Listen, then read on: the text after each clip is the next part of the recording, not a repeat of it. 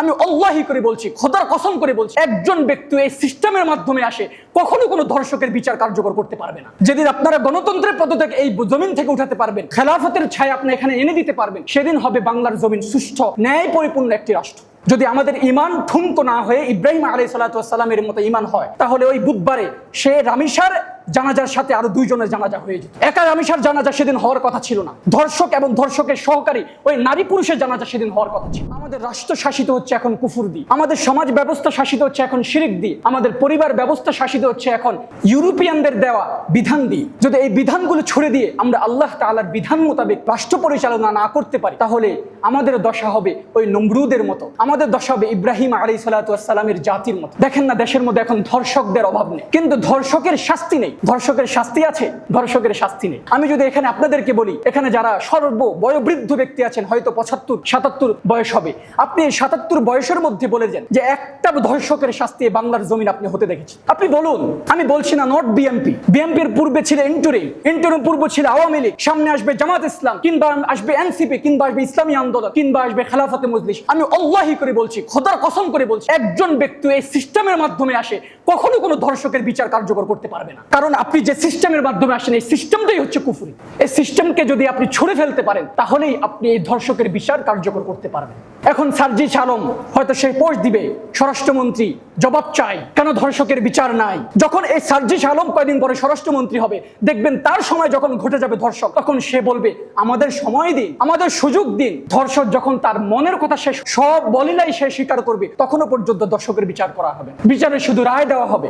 আপনারা সকলে জানেন, একজন খান ছিল চাঁদপুরের, সে প্রেমে ব্যর্থ হয়ে 101 জন নারীকে ধর্ষণের সে প্রস্তুতি নিয়েছিল। সে 11 জন নারীকে ধর্ষণ করে সে নিজে স্বীকার করেছে সে হত্যা করেছে। 2009 সালে সে চাঁদপুর থেকে রসুখা চাঁদপুর থেকে সে বন্দী হয়েছিল। 2024 তার ফাঁসির রায় হয়, এখনো পর্যন্ত কার্যকর নয়। মানে আমাদের ট্যাক্সের টাকা দিয়ে তারা জেলের মধ্যে থেকে খাবে, ঘুরবে, ফুর্তি করবে, কিন্তু কার্যকর হবে না। আপনি বেশি না ভাই, একটা ধর্ষকের বিচার করেন, একটা ধর্ষকের বিচার করেন, দেখবেন বাংলাদেশের মধ্যে ধর্ষণ জিরোর কোটায় চলে আসবে। এর জ্বলন্ত প্রমাণ আমি আপনাদেরকে বলি, আফগানিস্তানের দিকে তাকান, ইমারত ইসলামিয়ার দিকে তাকান। তারা ধর্ষকরে ধর্ষিতা মেয়ের বাবার সামনে ক্রস ফায়ার করে মেরে ফেলছে। এরপর থেকে এখনো পর্যন্ত জিরোর কোটায় আছে তাদের ওখানে ধর্ষণ। আমি বলছি না এটা বিএনপির দোষ, আমি বলছি না আওয়ামী লীগের দোষ, আমি বলছি না এনসিপি কিংবা জামাত ইসলাম কিংবা জাসি কিংবা ইসলামী আন্দোলনের দোষ। আপনারা যারাই এই সিস্টেমের মাধ্যমে আসবেন, আপনারা কোশ্চিন কালো আপনারা কখনো এই ধর্ষণের বিচার কার্যকর করতে পারবেন না, বিচার কার্যকর করতে হবে না। আমরা যদি পদত্যাগ চাই, তাহলে আমরা এই বাংলার জমিন থেকে গণতন্ত্রের পদত্যাগ চাই। আমরা কোনো স্বরাষ্ট্রমন্ত্রী কিংবা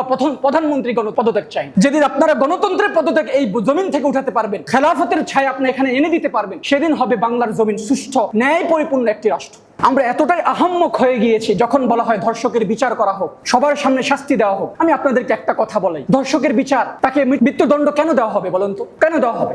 দুইটা উদ্দেশ্য। 1 নম্বর উদ্দেশ্য, তুমি ধর্ষণ করে একজনের ইজ্জত লুণ্ঠন করেছো, পাশাপাশি তাকে খুন করে হত্যা করেছো, বদলা হবে হত্যা, এই কারণে তোমাকে হত্যা করা হবে। 2 নম্বর হচ্ছে, তোমার পরে প্রত্যেকটা ধর্ষক যারা মনের মধ্যে ধর্ষণ লালন করে, তারা যাতে তোমাকে দেখে শিখে যে ধর্ষণ যদি করা হয় তাহলে মিরপুর স্টেডিয়ামে লক্ষ লক্ষ মানুষের সামনে ঝুলিয়ে দেওয়া হবে, তখন আপনার কিছু ইব্রত শিখা হবে। আর বলে কি মধ্যযুগীয় কায়দায় আমরা এই ধর্ষণের বিচার করতে পারি না। আবার অবলীলায় হেসে হেসে স্বরাষ্ট্রমন্ত্রী বলছে, মানে মধ্যযুগী ইসলাম মধ্যযুগীয়? আল ইসলাম ফি কুল্লি মাকান ওয়া ফি কুল্লি জামান। ইসলাম প্রত্যেকটা যুগের জন্য, প্রত্যেকটা সময়ের জন্য, কিয়ামত পর্যন্ত যতজন মানুষ আসবে প্রত্যেকটা যুগের জন্য ইসলাম হচ্ছে সবলীলায় সর্বজন। আমরা যখনই ক্ষমতায় বসে যাই, তখন আমরা ডিফেস্টেডকে আমরা ভয় পাই, একটা ছায়াকে আমরা ভয় পাই, কারণ ইংরেজদের দেওয়া এই বিধানকে দিয়ে তো আমরা শাসিত করছি। যদি আমরা আল্লাহর গড়া বিধানকে দিয়ে শাসিত করতাম, তাহলে আমাদের মধ্যে এই পশ্চিমাদের ভয় থাকতো না। পশ্চিমারাই গড়ে এই জালিম, পশ্চিমারা গড়ে এই ধর্ষক, পশ্চিমারাই গড়ে এই গণতন্ত্রই গড়ে খুনি, বেবিচার, লম্পট এবং মাদক পাচারকারী। কিন্তু এগুলাকে তারা কিভাবে, তারা যদি ধর্ষকের বিচারই করে ফেলে, তাহলে পর্নোগ্রাফি তো নস্যাৎ হয়ে যাবে। আরে ভাই, একজন ধর্ষণ কিভাবে ধর্ষণ করে আমাকে বুঝা। কেউ বলে কি পোশাকের দোষ, আবার কেউ বলে পোশাকের দোষ না। আমি এই দুই প্রান্তিকতা থেকে বেরিয়ে আসি, এই দুই প্রান্তিকতার মাঝখানে আমি থেকে বলবো পোশাকেরও দোষ আছে, আবার পোশাকেরও দোষ না। আপনি বলেন, একজন মেয়ে যদি উলঙ্গ পানা হয়ে চলে, একজন মেয়ে যদি বেবিচার, একজন খারাপ পোশাক পরে যদি চলে, সে একজন অ্যাডাল্ট, তাকে কি আপনি রাস্তার মধ্যে ছুতে পারবেন? সে আপনাকে কানে গলায় 2-1টা দিবে না? অবশ্যই দেবে, এবং আরো 10 জন মানুষকে সে ডাকার সক্ষমতা তার আছে। এই খারাপ পোশাক দেখার পর আপনার মস্তিষ্কের মধ্যে খারাপ চিন্তা আসলো, আপনার মনের মধ্যে খারাপ চিন্তা আসলো, এই পোশাকধারীদেরকে দেখার জন্য আপনি নেটে সার্চ করবেন পর্নোগ্রাফি। সেই পর্নোগ্রাফি দেখার পরে আপনার মধ্যে আরো বিকৃত চিন্তাধারা আসবে। সেই চিন্তাধারা আসার পরে আপনি যাবেন কার কাছে? একজন প্রাপ্তবয়স্ক নারীর কাছে যাবেন, নাকি যাবেন একজন শিশুর কাছে? কারণ শিশু তো কাউকে ডাকতে পারবে না, তাকে তো একটা চকলেটের বাহানায় আপনি ঘরের ভিতরে বন্দী করতে পারবে। বিষয়টা বুঝেন, পোশাক অনলি এটার জন্য দোষারোপ না, আবার পোশাক এটারও একটা অংশ। কথা বুঝেন, পোশাক এটারও একটা অংশ। যদি আমাদের পোশাকগুলো ঠিক হয় তাহলে একজন পুরুষের কামনা বাসনার পোশাক দেখার পরও তো তখন সে অ্যাডাল্ট হচ্ছে এই যে পর্নোগ্রাফির দিকে, এবং সে বড়দেরকে না পেয়ে যেখানে যাকে পায়, বোরকা হলেই হোক বোরকা ছাড়া হোক, যেখানে যাকে, বৃদ্ধা হোক আর অবৃদ্ধা হোক, যে কমজোর পেয়েছে, কমজোর কাউকে পেলে সেখানে সে তাকে ধর্ষণ করছে। আল্লাহু আকবার কবীরা। আল্লাহ সুবহানাহু ওয়া তাআলা আমাদের সবাইকে এই মিল্লাতে ইব্রাহিম আলাইহিস সালাতু ওয়াস সালামের এই ঈমান থেকে, এই কুওয়াত থেকে এই শিক্ষা গ্রহণ করার তৌফিক দান করুন। একাই শিরকের বিরুদ্ধে ব্যাবিলনীয় প্রত্যেকটা রাষ্ট্রের বিরুদ্ধে তিনি লড়েছেন।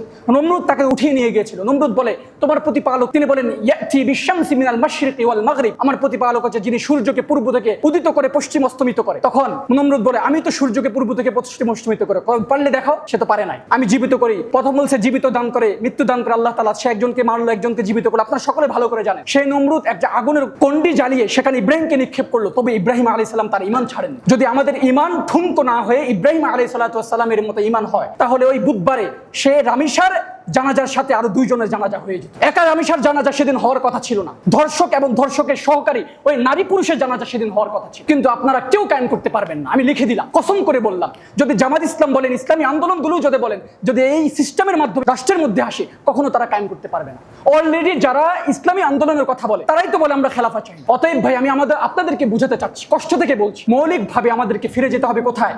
আল্লাহর বিধানের দিকে। মৌলিকভাবে আমাদেরকে ফিরে যেতে হবে কোথায়? খেলাফার দিকে। মৌলিকভাবে আমাদেরকে ফিরে যেতে হবে গণতন্ত্র মন্ত্র, কুফফারদের দেওয়া এই বিষয়গুলোকে ছুড়ে দিয়ে আমাদেরকে সঠিক পন্থার দিকে এগোতে হবে। যদি সঠিক পন্থার দিকে এগোই, তবেই হবে আমাদের মুক্তির পথ, তবেই হবে আমাদের ইনসাফের পথ, তবে হবে ধর্ষিতার সঠিক বিচার, তবে হবে চোরের সঠিক বিচার, তবে হবে ইনসাফপূর্ণ একটি রাষ্ট্র কায়েম। আল্লাহ সুবহানাহু ওয়া তাআলা আমাদের প্রত্যেককেই, আমাদের মুসলমানদেরকে বুঝার তৌফিক দান করুন। আমিন। ওয়া আখিরু দাওয়ানা আনিল হামদুলিল্লাহি রাব্বিল আলামিন।